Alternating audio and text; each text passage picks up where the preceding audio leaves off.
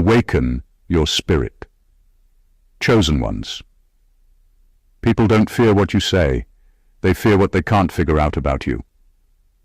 The moment you stop explaining yourself, a strange thing happens. Conversations start without you. Stories begin to circulate that you never authored. Suddenly you're living a so-called double life, according to people who only ever had access to the surface. Not because you changed into something dark or deceptive, but because you quietly upgraded while they were still watching the old version on replay. Here's a fact most people don't like admitting.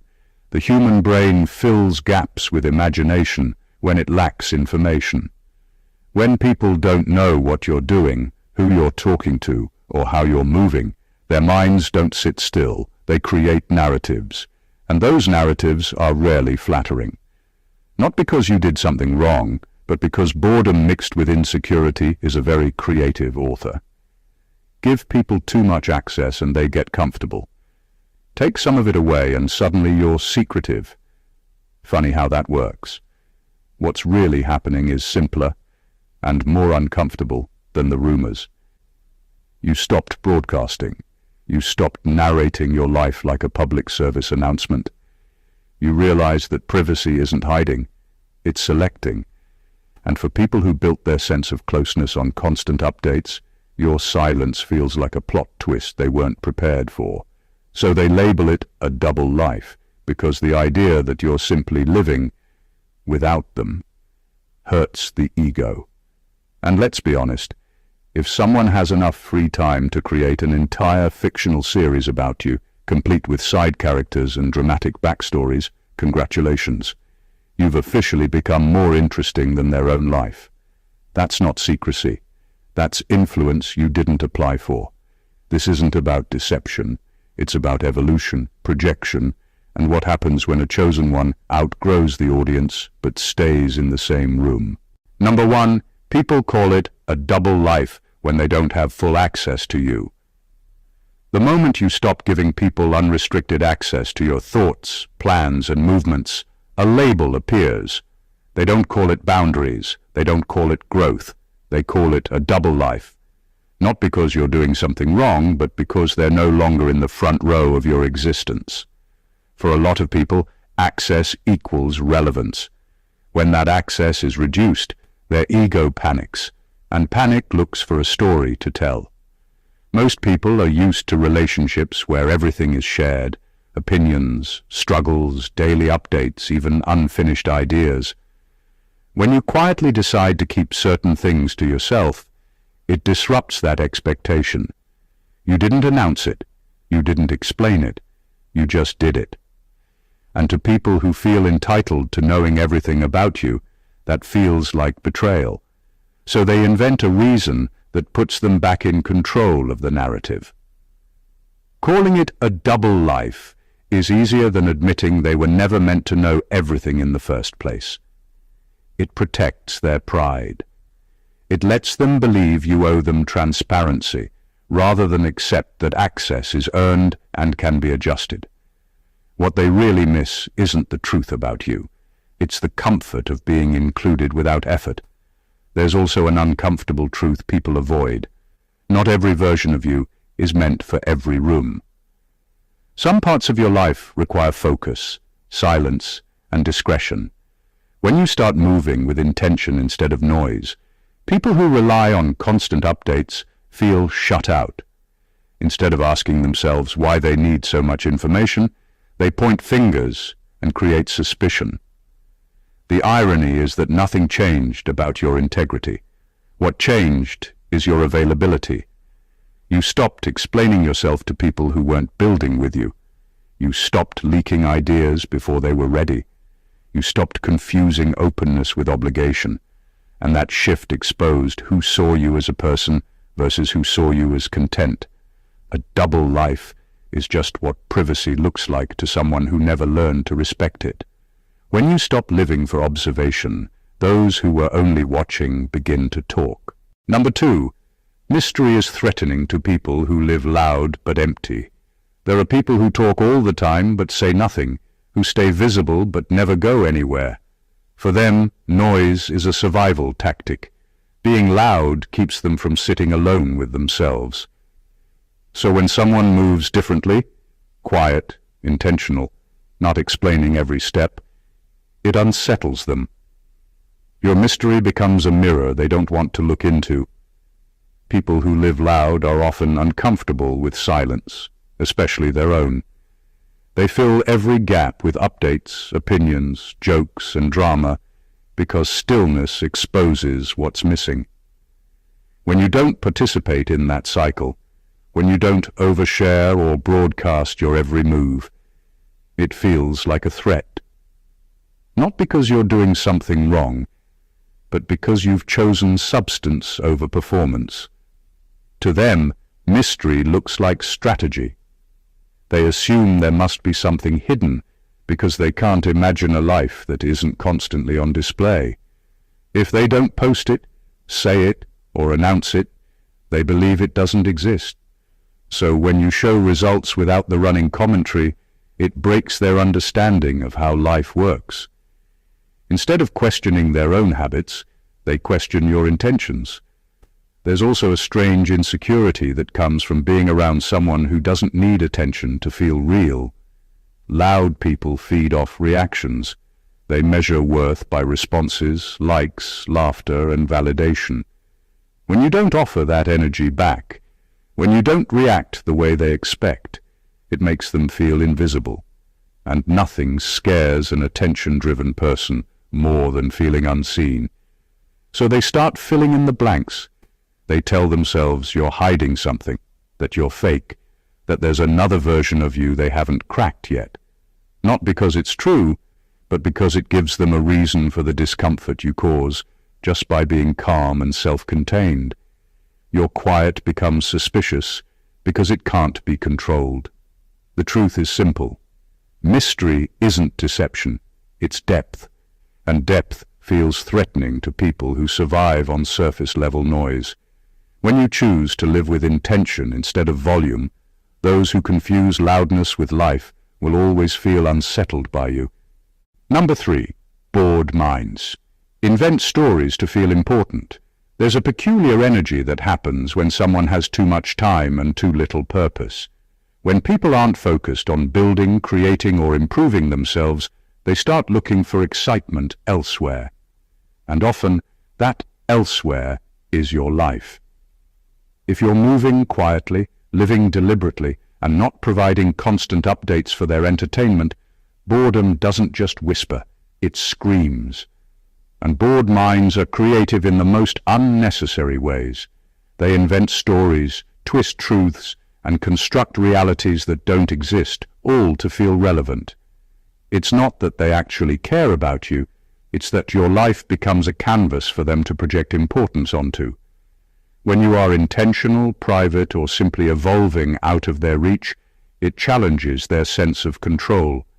They fill in the gaps with drama because drama is something they can participate in without effort. Your real actions require work. Their stories require imagination. It's easier to believe you're living a secret life than to acknowledge that your focus is beyond their understanding. This kind of behavior isn't personal. It's a reflection of emptiness.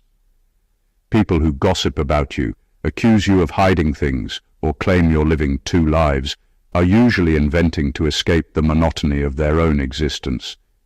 They need a narrative where they feel significant, and you become the plot. The more you thrive quietly, the louder their inventions get. Their energy isn't meant to help you, it's meant to validate themselves. And here's the twist. The irony is that these invented stories often reveal more about them than about you. Every rumor, exaggeration, or accusation is a window into what they value, fear or envy. When someone insists you are living a double life, it's rarely about deception.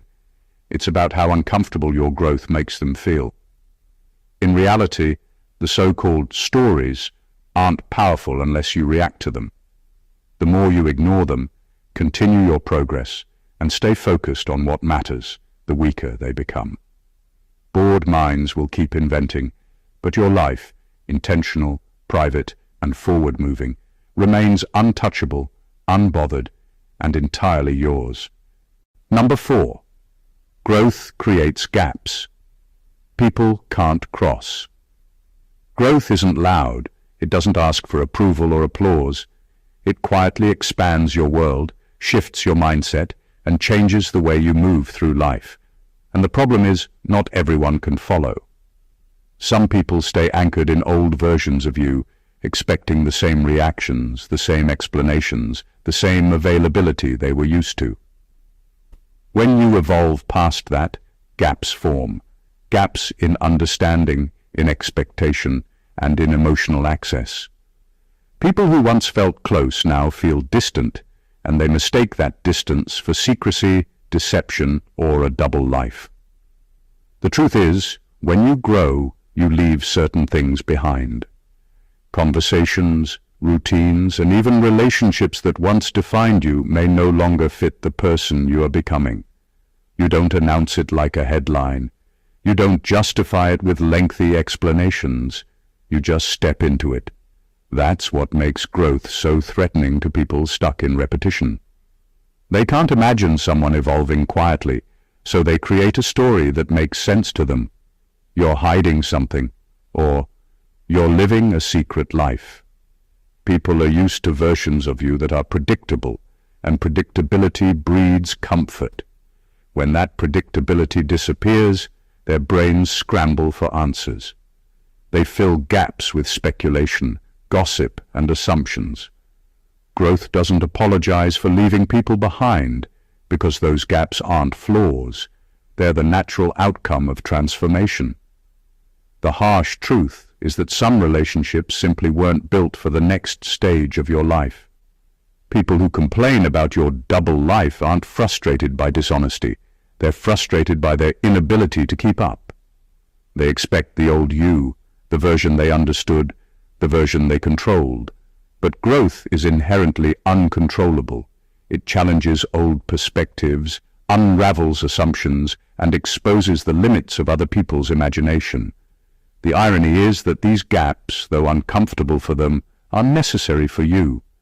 They create space for focus, for clarity, and for alignment with the people and opportunities that actually match your evolution. Being misunderstood by those who can't keep pace isn't a failure. It's proof that you're moving forward. And when growth creates distance, it's not because you're hiding, it's because you're rising. Number 5, you changed the rules by not needing validation. There's a moment in life when you stop seeking approval, and the world suddenly reacts like you've broken an unspoken law. People who once felt comfortable commenting, critiquing, or controlling your choices notice immediately. They see it as unusual because you no longer play by the rules they've set for you. You stopped performing for recognition, stopped bending your truth to fit expectations, and stopped seeking permission to exist on your own terms. That's when accusations of double life or secret start. They're simply trying to explain why someone isn't living according to their standards. When you stop needing validation, your actions stop being predictable. You make decisions based on vision and principle, not applause. You no longer explain every move, justify every choice, or account for every interaction. To some, this feels like strategy or concealment, but in reality, it's just self-possession. You aren't hiding anything. You are simply prioritizing what matters over what impresses. The quiet confidence you carry can unsettle people who have built relationships, and sometimes entire perceptions of life, around constant affirmation. Not needing validation also exposes the truth about those around you. People who thrive on attention, gossip, or control suddenly feel unsettled because they relied on your responsiveness to feel secure. They mistake your independence for deceit because they've never experienced someone acting without reference to their judgment. By refusing to perform for others, you force them to confront their dependency, their assumptions, and often their envy. The irony is that freedom from validation isn't isolation, it's liberation. You gain clarity, focus, and authenticity. You stop being weighed down by unnecessary commentary and begin operating at a level others can't predict or influence.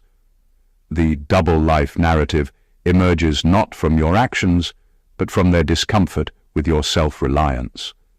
In essence, you change the rules by realizing that your life doesn't require permission, explanation, or applause. And when that happens, it's not a secret or a lie. It's proof that you've stepped into a version of yourself that is untouchable, unshakable, and unapologetically yours. Number 6. They don't want the truth. They want control. Some people aren't actually curious about what's real. They're curious about who they can manipulate. When you start living intentionally, quietly, and on your own terms, it makes them uncomfortable because control has always been their default. They don't like uncertainty, and your life, when lived with boundaries and purpose, introduces a kind of unpredictability they can't manage. Instead of asking for clarity or trying to understand, they invent stories, assign motives, and accuse you of deception. Their goal isn't truth. It's a way to reclaim a sense of influence over you. Control is a silent addiction. People who thrive on it don't handle independence well.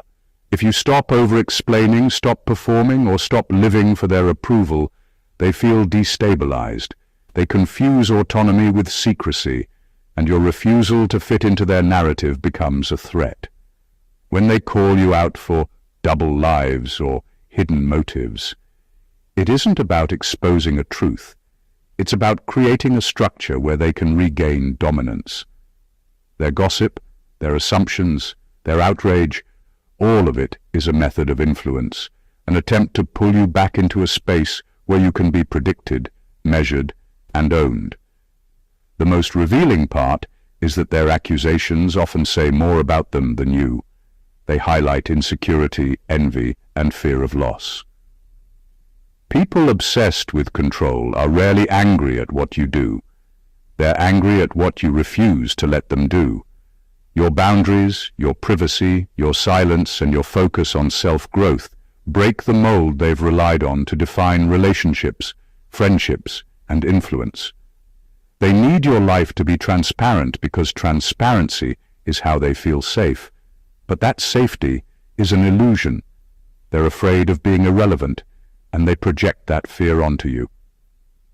What they don't realize is that control has no power over someone who knows themselves. You don't have to explain your choices or defend your life. You only need to continue moving with purpose. The more they try to dictate or interpret, the more visible it becomes that their need for control was never about you. It was about them. When you refuse to participate in that illusion, the double life narrative collapses on its own, leaving only your truth, untouchable and undeniable. Number 7. Projection is the real confession. When people accuse you of living a double life, hiding things or keeping secrets, what they are really doing is revealing themselves. Projection is one of the most common and overlooked human behaviors. It's easier to point fingers than to confront personal flaws. When someone tells a story about you that isn't true, the details they choose often mirror their own habits, fears, or desires. Their accusations aren't about uncovering your truth. They're about confessing, without realizing it, their own. People who constantly claim that you're hiding something usually have something they're uncomfortable admitting about themselves. Maybe they lie, maybe they manipulate, maybe they withhold information, but it's far simpler to accuse you than to face their reflection. Every rumor, every suspicion, every dramatic declaration is a mirror held up to them. The irony is thick. The more they insist you're secretive, the more likely it is they are the ones who actually struggle with honesty or transparency. This is why you can't take these accusations personally. They have nothing to do with the reality of your life and everything to do with the internal chaos of the accuser. When someone projects onto you, they are involuntarily showing the world their own inner contradictions, insecurities, and unresolved conflicts. And yet, They expect you to respond, explain, or justify yourself as if their story were fact. The clarity comes when you stop reacting. Projection only has power when you let it. When you continue to operate with integrity, silence, and focus, the narrative they create about you starts to crumble under its own weight. People who project will always misread your actions because they are interpreting them through the lens of their own limitations. Understanding this flips the script. What feels like attack is actually revelation. Every accusation, every whisper, every double life claim is less about you and more about the person making it.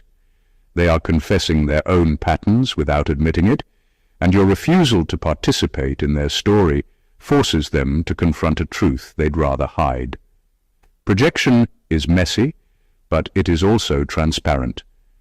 And once you see it for what it is, their words lose power, and your life remains entirely yours. Number 8. You became unpredictable because you're no longer reactive. There's a shift that happens when you stop responding to every provocation, every gossip, every expectation. People who once understood how to read you, predict you, or manipulate your reactions suddenly find themselves lost. You became unpredictable not because you changed overnight, but because you stopped living on autopilot for others. You stopped feeding the energy they expected, stopped explaining yourself for their comfort, and stopped reacting to drama that isn't yours. That absence of predictability terrifies people who thrive on control, because once they can no longer anticipate you, they feel exposed. Being reactive keeps you visible, but vulnerable. It's a trap that most people never notice they're caught in. When you disengage from pointless debates, gossip, or validation seeking, it looks to outsiders like you're hiding something. In reality, you're simply refusing to let external chaos dictate your internal state.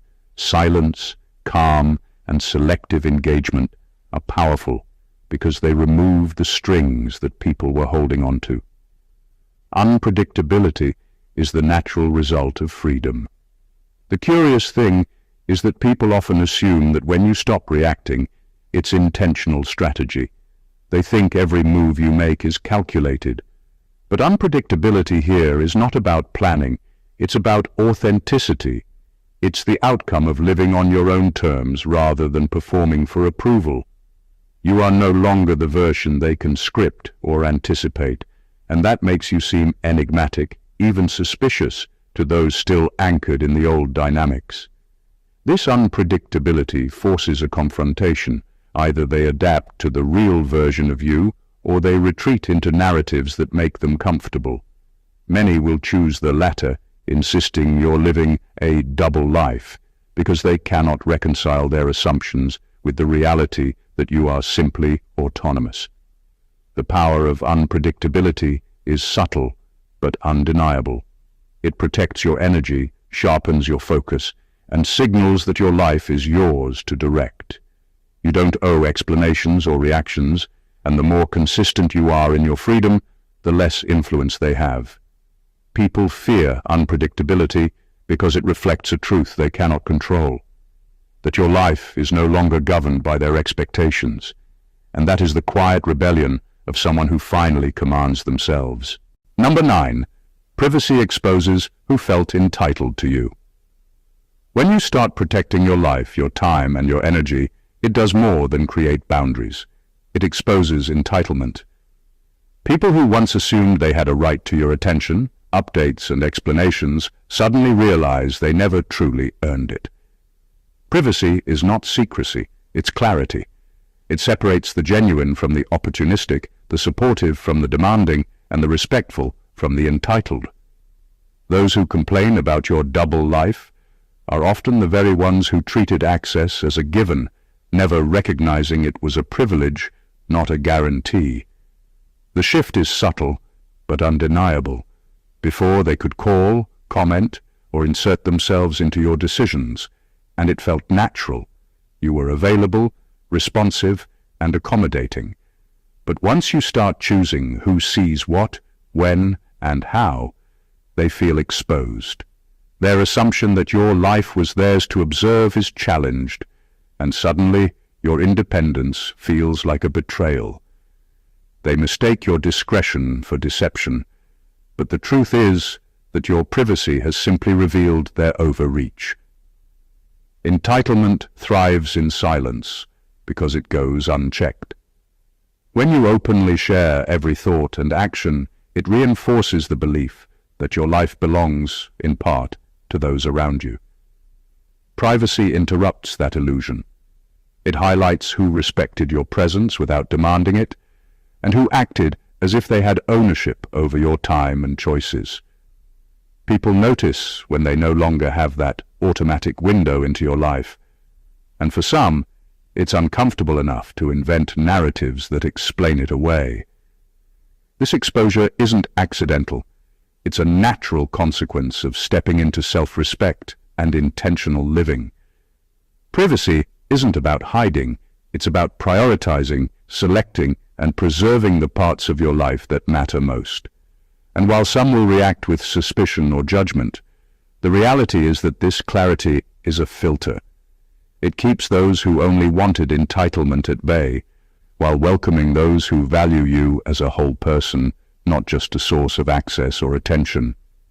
Privacy doesn't just protect you, it shows the world exactly who saw your life as theirs to claim and who understood that it was always yours alone.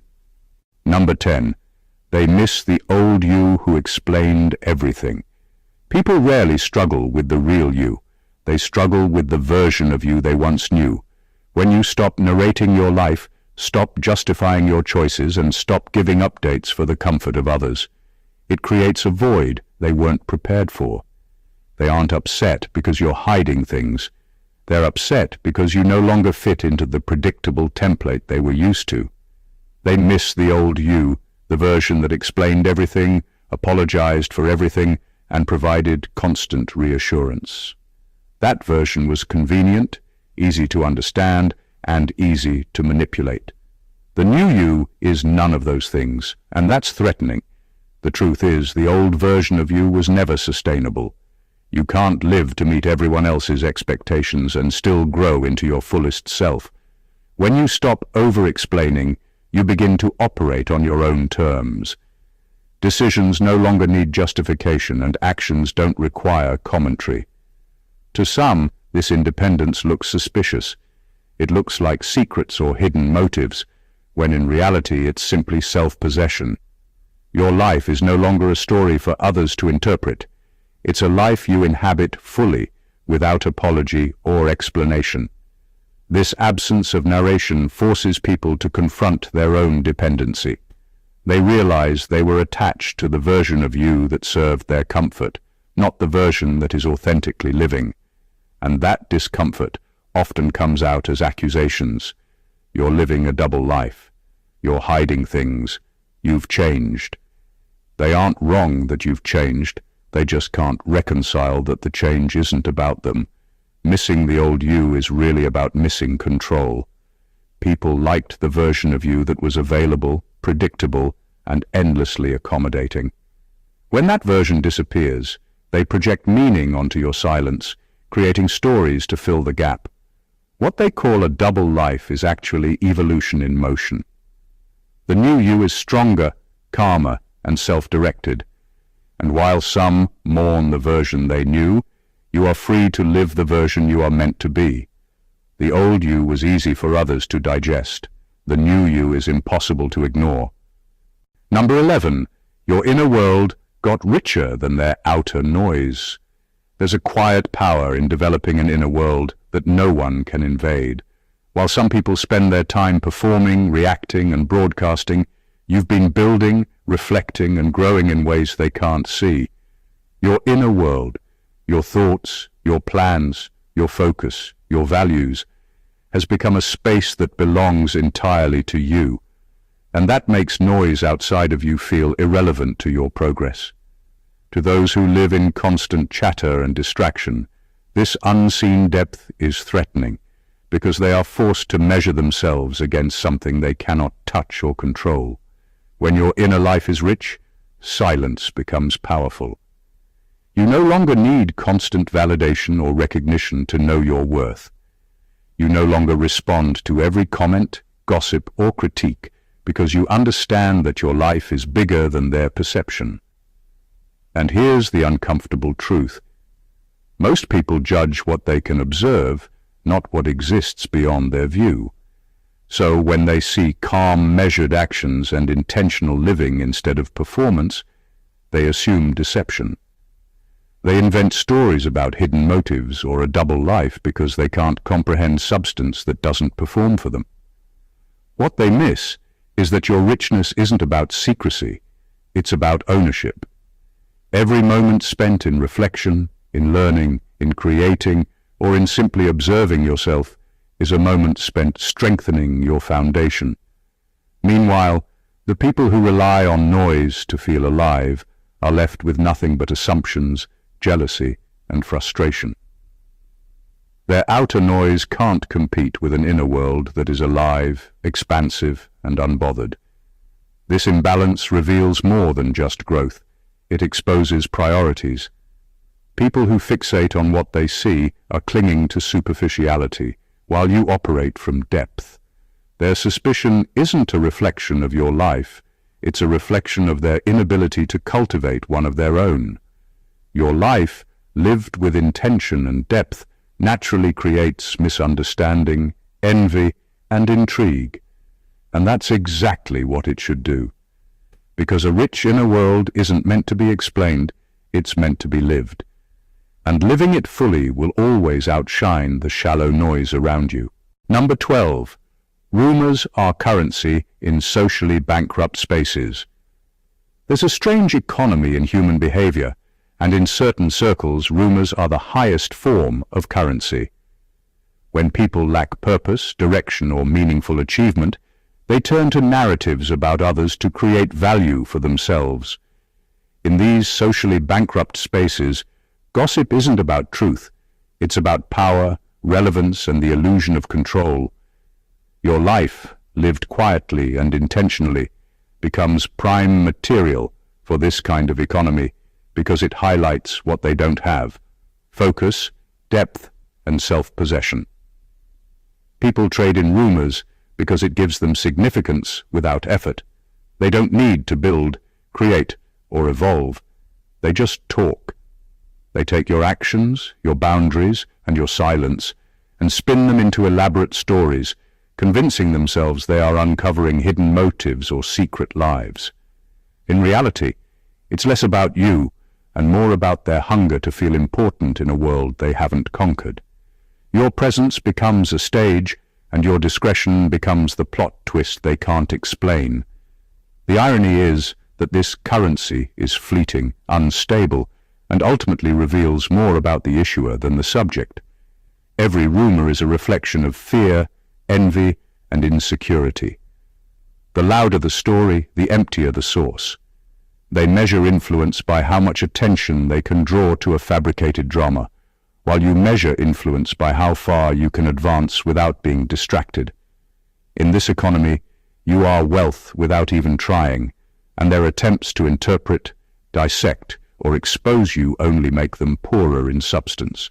This dynamic also exposes entitlement and expectation.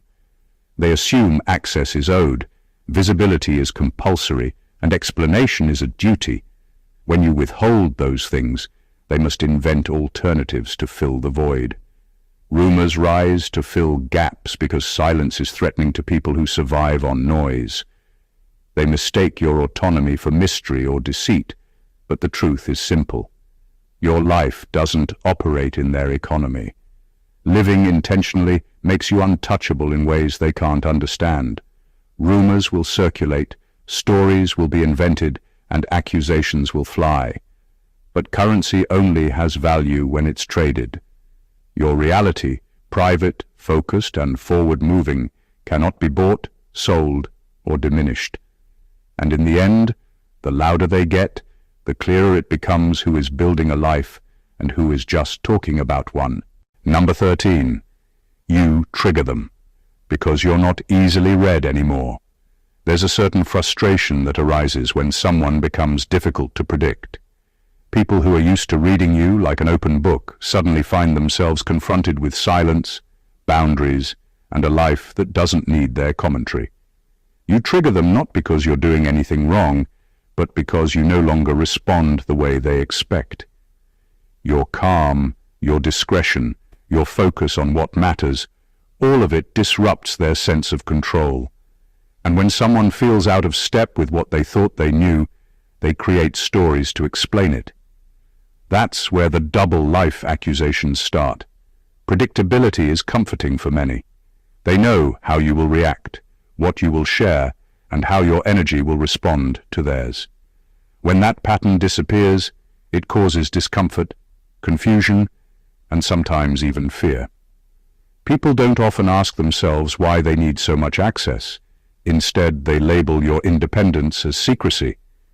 They can't accept that your life operates outside of their expectations, so they fill the void with narratives that make them feel safe and justified. Being unreadable is a byproduct of self-mastery. You've learned to operate intentionally, without letting external noise dictate your actions. Your energy is no longer a resource to be mined, and that unpredictability makes you appear distant, complex, or mysterious to those who relied on access. The truth is, you aren't trying to confuse anyone. You're simply prioritizing your focus, your growth, and your peace. Your life is no longer an open text for others to interpret, and that triggers discomfort in people who thrived on their ability to anticipate, manipulate, or influence. The more they try to define or explain you, the more obvious it becomes that their assumptions were about control, not reality. You don't owe clarity to anyone who only wants access for validation or gossip.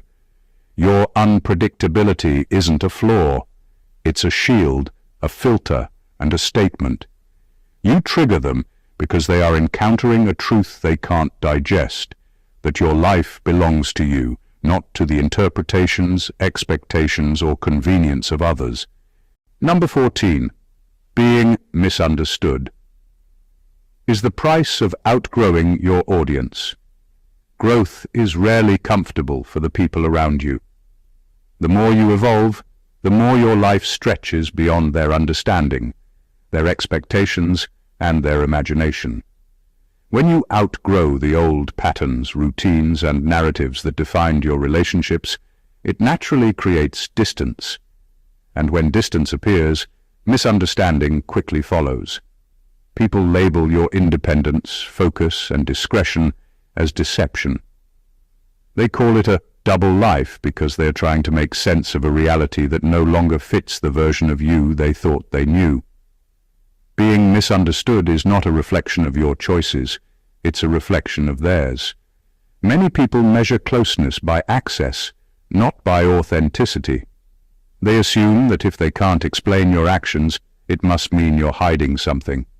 They forget that growth doesn't need validation and that evolution often happens in silence. When you stop over-explaining, they feel excluded. When you prioritize your purpose over their expectations, they feel suspicious. And so, misunderstanding becomes the default response to someone who no longer exists to meet old standards. The irony is that being misunderstood often signals progress. It means you are operating on a level that others cannot follow, or perhaps cannot comprehend. Your focus is on your path, not on catering to perception. Every boundary you set, every choice you make quietly, and every opportunity you embrace without broadcasting sends the message, your life belongs to you. And that is intimidating to those still tethered to superficial observation, gossip, or expectation. Misunderstanding is also a filter. It separates those who can accept your growth from those who cannot. People who criticize, speculate, or accuse you of secrecy are often the ones who never truly aligned with your purpose in the first place. Your evolution exposes not flaws in you, but limitations in them. The price of outgrowing your audience is discomfort, suspicion, and rumors, but it also comes with freedom, clarity, and authenticity. When people misunderstand you, it is proof that you are moving beyond the familiar, the convenient, and the shallow. Your life no longer needs their approval. It only needs your alignment with yourself. Misunderstanding is not a burden. It is the inevitable consequence of living beyond expectations and embracing your true path. Everything we've explored comes down to one undeniable truth. Living intentionally, privately, and authentically is powerful and uncomfortable for those who rely on predictability, access, or gossip to feel secure. The so-called double life accusations, the invented stories, and the misunderstandings are not reflections of your choices. They are mirrors showing the fears, envy, and limitations of others. What they call secrecy is really growth. What they call hidden motives is focus. What they call unpredictability is freedom. Every boundary you set, every silent moment you take, and every choice you make without explanation is proof that your life belongs to you and you alone. The people who struggle to understand you are not your audience. They are observers of a story they cannot write, participants in a narrative they cannot control. And that's exactly as it should be. Your privacy, your independence, and your inner richness are not just shields. They are declarations. They say you are no longer living to satisfy the assumptions of others, and you never have to. Being misunderstood, being judged, and even being misrepresented are all the unavoidable consequences of stepping into your true power. Your life is not a performance for approval. It is a masterpiece in progress, and only those aligned with your energy will recognize it. So keep moving forward, quietly, intentionally, and unapologetically. Let the noise talk. Let the misunderstandings form their stories. Your growth, your depth, and your freedom are untouchable. What they call a double life is actually the life of someone who knows their worth, protects their peace, and refuses to shrink for anyone's comfort. Embrace it fully, because this is the life you were meant to live. If this message resonated with you, make sure to subscribe to the channel for more insights that empower and awaken your spirit. Like, comment, and share to help others see the truth behind what it really means to live on your own terms. Your life, your rules. Let's celebrate that together. Stay awakened, chosen ones.